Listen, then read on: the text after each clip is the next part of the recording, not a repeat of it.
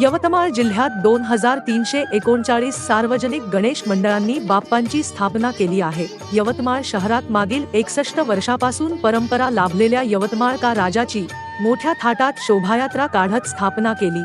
शहरातील नवयुवक गणेश उत्सव सेवा परिवार मंडळाच्या वतीने यावर्षी या ठिकाणी सुंदर असा नयनरम्य सुवर्ण जहाजचा देखावा साकारण्यात आला आहे।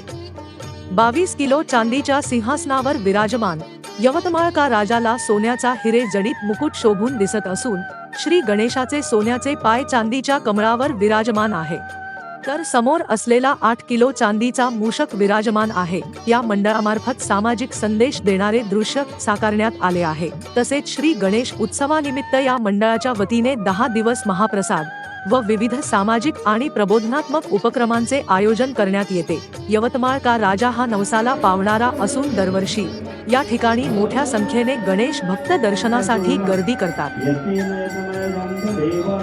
गणपतीच्या 10 दिवसात सकाळपासून संध्याकाळपर्यंत येथे भंडाऱ्याचे आयोजन केले जाते। आरोग्य शिबिर सुद्धा येथे होते, रक्तदान शिबिर होते, गोरगरिबांना गरजू लोकांना वस्त्रदानाचे सुद्धा उपक्रम येथे राबविला जाते व 15 तारखेला सामूहिक अथर्वशीर्ष पठण आहे। त्याच्यात जवळपास 5100 आवर्तन होतात आहे। ते सकाळी 6 वाजतापासून तर 8 वाजेपर्यंत असते।